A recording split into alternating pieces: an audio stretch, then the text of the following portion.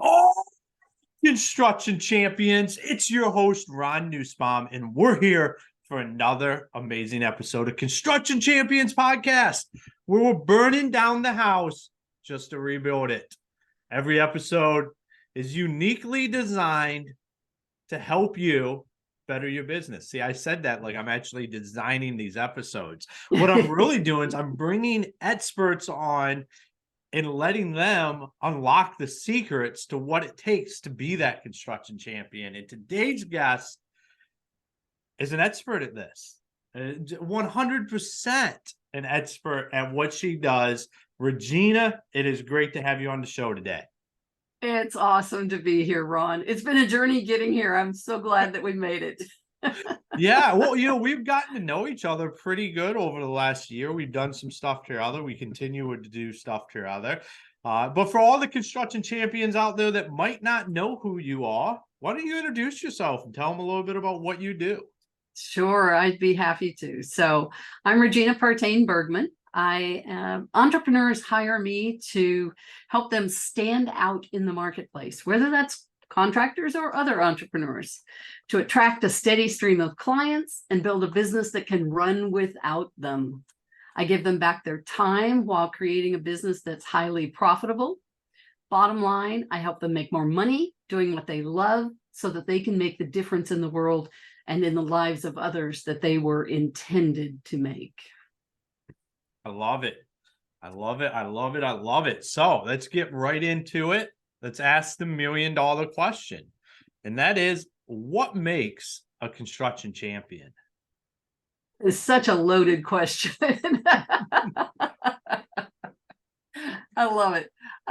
What makes a construction champion? In my case, it goes beyond someone who wants to see their business succeed. And actually, business coaching is actually a byproduct of my first love. So my first love is families and seeing families succeed. So in this aspect of being a construction champion, my goal is to help these construction owners to have these profitable businesses that can run without them, creating less stress in the home, creating a positive generational impact. Everything we do in the home creates either a negative or a positive generational impact. It impacts our children, right? And what they learn from what they experience. And so as we're able to help these business owners be successful, we take away that stress that's negatively impacting communications at home. So I actually have a motto of save a business, save a marriage, save a family, because they are so intertwined, right? Yeah, and I knew I was going to love this episode because this is a really overlooked aspect of just business in general. What's the first thing that always gets sacrificed? Yeah, the family.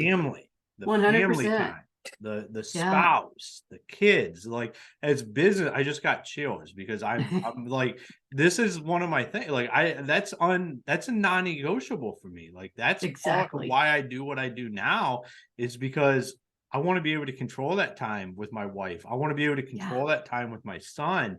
And it's so overlooked because it's, like I said, the first thing we sacrifice. Like, it's I don't need to be there for my wife and family tonight. I'll just do this. Or I'll get to this job site because it's just my son's game. But then when we started the businesses, that's not why we started them. Yeah. So that's right. Unlock the secrets here for everybody. How do we not make that an item that's sacrificable? Well, I think it starts, other than what you've just said about making that priority and making that commitment to our families. In terms of the business itself, it starts just like when you're building a house, Ron. What's the first thing you look at? It's the foundation, right? Mm-hmm. And if you don't build that foundation properly, what happens to that house as you continue to add on to it? Being somebody that spent over a decade in foundation repair, it can get ugly quickly. Foundation repair. I love that term because So many business owners need foundation repair. They didn't know how to build their business properly, whether it's a construction business or any other business. But they didn't know everything about building that proper foundation. You spend 10 years in that. Okay. And how much time do we spend in that as business owners before we open the doors to our business? Zero. Right? So we got to go back. We got to go back and make sure that our foundation is strong enough to support the house that we're building on top of it. Now, that doesn't mean we have to stop and close the doors while we do it. We can continue running our business while we do this foundation repair. But ultimately, if we don't do that repair and address those things that we didn't address from the beginning because we simply didn't know that we should, then our building is going to collapse. Our business is not going to succeed. It's not going to be profitable. It's going to impact our families negatively. You know, we know that 90% of small businesses fail, right? We know that marriages fail over failed businesses. We know that people commit suicide over failed businesses. We need to go back and get our foundation right. We need to take the time to learn those elements of what goes into a proper foundation and then build from there. I love it. So what I'm hearing you say is it's never too late to go back and start repairing stuff that you didn't build right to begin with because you didn't know any better. Yeah. And you don't have to shut the business down to do that. No, you don't have to shut it down. You can keep going, but you need to devote time every day to working on that business. There's that difference we've all heard about of working in the business and working on the business. Working in the business is out there doing those construction jobs, right? It's a lot of that. Working on the business is saying, here's what I need to have a successful, highly profitable business that can run without me. I need to do steps A, B, C, and D. I need to spend at least 30 minutes a day working on those steps. Not asking you to spend 8 hours a day on it, but at least 30 minutes a day implementing, learning, and doing those things that are going to shore up your foundation. Yeah, it's amazing what just taking like 30 minutes a day and focused in on fixing that kind of stuff, because once you know it's there and it needs to be fixed, you can really hone in on it and get rapid acceleration, because it's not like we're having to rebuild the foundation.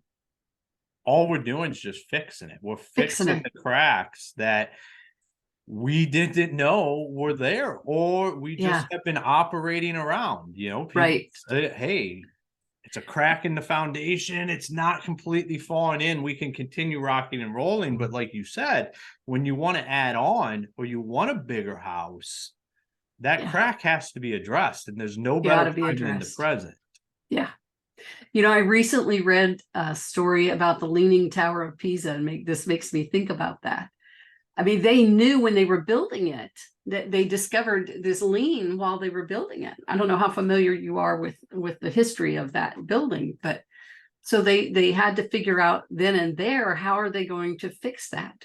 Now, how many hundreds of years or thousands of years, whatever, hundreds at least of years that the Leaning Tower of Pisa has been there. I don't know how long it's been. It's been a long time. But it hasn't shifted anymore, because they fixed the foundation, even though they had this lean. And the interesting thing too is the way they determined then to adjust the floor height of things because of the lean. So you actually have, so it's leaning, say, off to the right. The angle of the floor also, and the depth of the floor is different on one side to the other, because they leveled out the floor, even though the building is leaning. They fixed it, and it's lasted and lasted and lasted. They fixed it. But it's still leaning. If we catch this stuff soon enough, it would never be leaning. That's true. That is true. And that's what we want to do, is we want to find out early what are those steps to building a solid foundation in our business? What are the things that we need to do to have that solid foundation? We need to know what our positioning is in the marketplace, right? How are we different from any other contractor out there? How are people going to make a decision? How are they going to choose you over somebody else if there's no difference between you and somebody else? Because, we all like to think that people make buying decisions based on price, and they do, but only when you're seen as a commodity.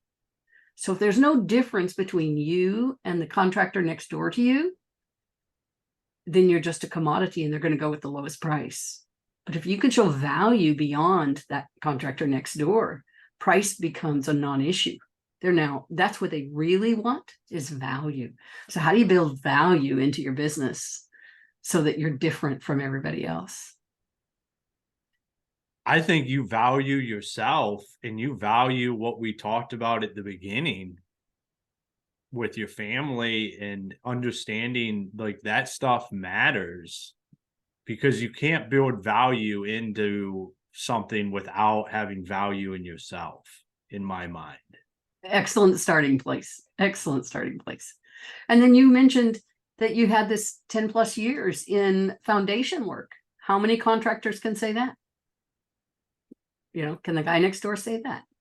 What are the things that are different about your business? They come from your experiences and what you bring into the business, right? And what you're passionate about too plays a role. So being passionate about your family, obviously important. When you build your business around those things you're passionate about, you're going to attract people of like passion as well. So being passionate about what you're doing, I think, is super important in building a successful business. Yeah, because we can get let's face it, it's the construction industry. Like, you can get burnt out quickly. Yeah. The days can be long, the work is hard. Right. If you don't have a passion for it, it's going to make being in business even harder than it already is. Exactly. Why are you doing what you're doing? Yeah, we all have to stop and ask ourselves, why do I want to do this business? And that why needs to be big enough, like your family, needs to be big enough that it keeps you in the business when things are rough. Because being a business owner is not easy. Don't let anybody tell you that it is. It's fun, it's exciting, it's all kinds of things, but easy is not really one of them. And so you've got to be willing to embrace the things that are not sexy, right? The things that are mundane and routine, and know that they're going to take you further than the sexy things out there that a lot of people like to do about their business, and you've just got to know that you have to bring it back to those basics. Yeah, I like to say that there's fun things people like in business, and there's things that they find not fun. Most of the time, it's the not fun that would get you to doing the fun things. Exactly. And when you know why you're doing it, it gets you through those mundane, not fun times that have to be done in order to be successful. Yeah, and so how do you help guys not forget that why? Because I think all too often we find, like, we get into business because this is what we want to do. This is where we're headed. This is the why. This is the vision. And we can lose sight of it so fast to where it's now just this grind, and you're not even going after what you originally started out to go do. Yeah, so true. I think there's several aspects of that. The first thing that popped into my mind when you asked that was values. I think that those values go along with the vision and the why and all, and so one of the things that I've always done in my businesses is created a list of my values and the why and the impact I'm wanting to make, all of that, and have that encapsulated in a document that I can see. If I've got employees, every employee has got a copy of that document. It is a guiding principle document, not a document to be hidden in a drawer. It's something that you see every day that reminds you of why you're there. So that was the first thing that popped into my mind.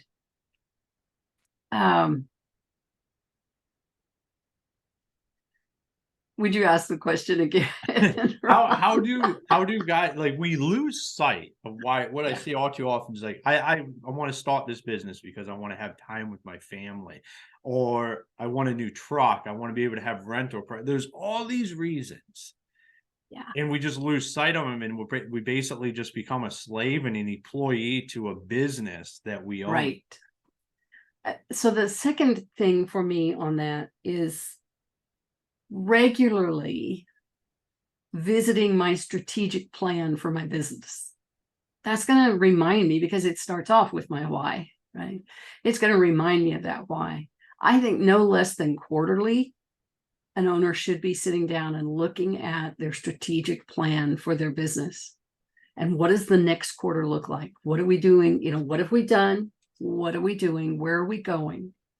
And always then, if your vision and your why is the guiding principle that's taking you through that, then you'll be fine. You'll make sure that you're in sync with that. When I had my staffing firm, I had a staffing firm. We had 6 offices. We were in 2 states, doing about $5 million in revenue when the crash of 2008 hit and put me out of business.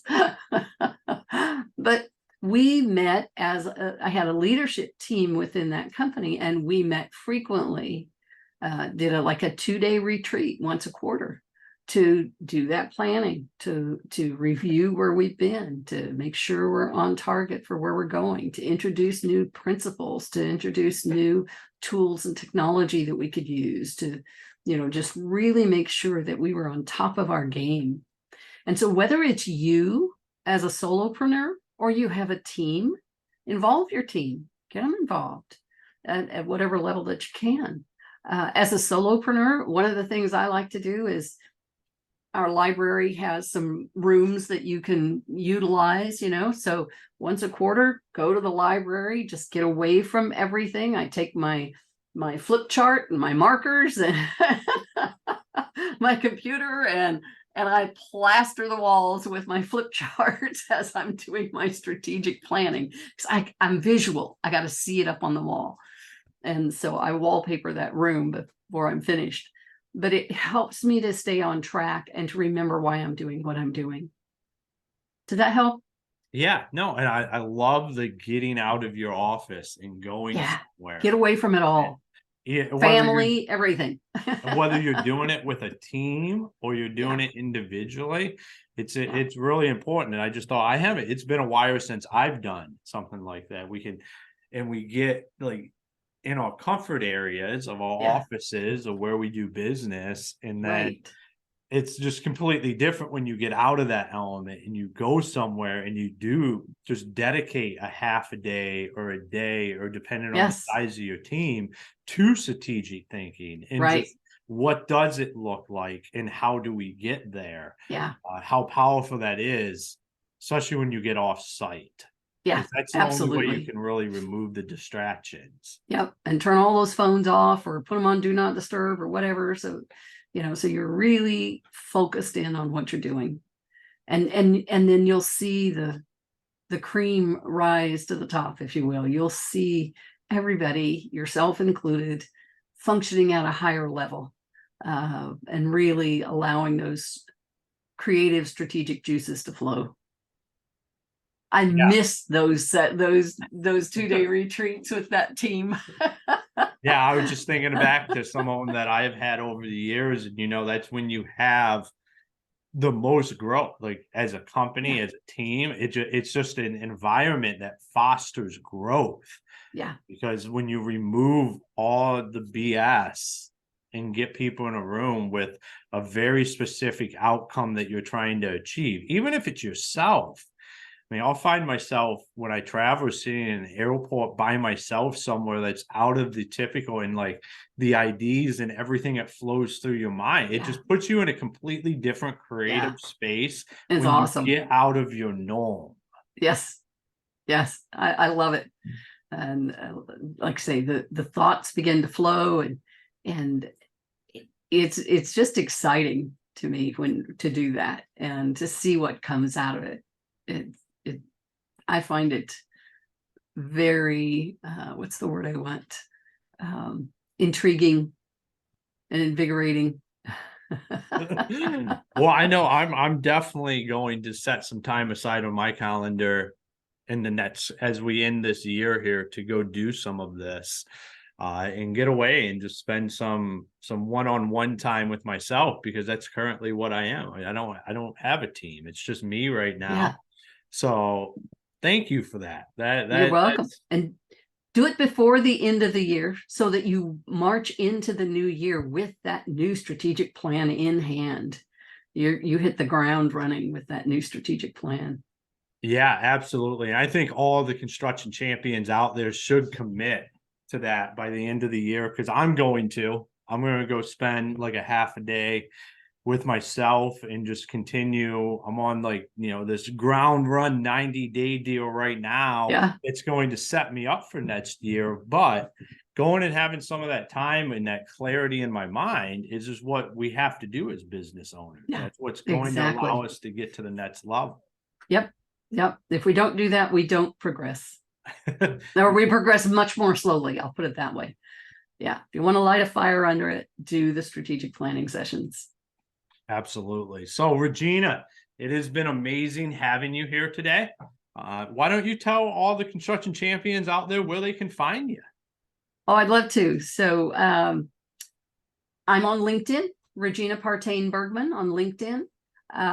You can also reach me via email, regina@bridgeportstrategy.com. And I'm preparing for you, Ron. I didn't quite get it finished, but I've got a little infographic to share with your folks. Anybody who would like to download the infographic, I'll have that information for you. But it's based off of a tool that I provide to contract clients. It's a contractor standards guide that they can provide. The report that I provide to my clients is a contractor standards guide that they could provide to their clients, their prospects, actually, on a code of ethics and competency, how to choose the right contractor the first time. So I've created an infographic of the 5 basic points in that report. It's a 17-page full color report, all of that. That I provide to my clients, and we customize it for them so that they can provide it to their prospects to stand out in the marketplace, right? Make yourself different. How are you different? Let me tell you up front, here's how you know how to get the right contractor the first time. They give that to folks. So that's a tool that I provide to my clients, but I'm happy to provide the infographic, which shares the highlights of the 5 areas in the report. Awesome. Thank you. And thank you for being on the show today. Oh, it's been my pleasure. I love it every time we get together, Ron. Always a pleasure. It definitely is. All right, construction champions, what are you sacrificing? What was an aha moment for you today where you realized either I'm not spending enough time strategic planning, or I am sacrificing my personal relationships first? What does your foundation look like? Regina asked a lot of good questions. She provided answers, but you should ask yourself the questions and find your own answers. Do you have cracks in your foundation that you're avoiding or you're tiptoeing around? If you do renovations, let's say you're putting on a second story and the homeowner has a crack down in the foundation, you're not just going to advise them to just, it'll be fine, we'll put the second story on. You're going to have them, if you're not the expert in that, have somebody come out that is the expert to examine that crack. You need to examine those cracks, because you are building a business. You do have a vision. You're going to go do some strategic planning by yourself or with your team, now that we're committed to that, all of us together, and you're going to need those cracks fixed. So examine them, understand what they are. Spend some time just thinking about, even if you aren't in a growth mindset right now, if you were going to start to growing, what would be the first stuff that started to crumble? And don't be afraid to look at that. So, construction champions, make sure you go out, get on our free Construction Champions Mastermind group on Facebook, where we're connecting our guests with the listeners and everybody in between. Make sure you go to constructionchampionspodcast.com and check out all of our partners and sponsors that keep this amazing content coming your way. So, Construction Champions, until next time, be the champion you were meant to be.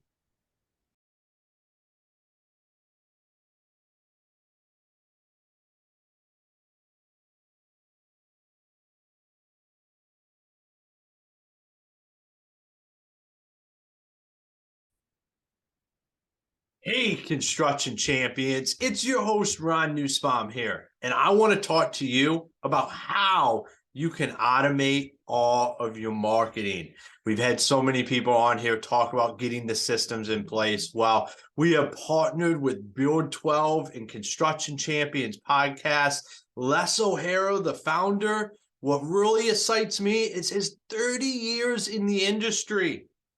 And now he's built a system to be able to nurture your leads and continue to utilize that. I personally use the system myself. Build 12 is absolutely amazing. There's a lot of value in there, and it's a way to start getting away from Angie's List and all of that kind of stuff and start actually creating your own leads every day and have a system for them.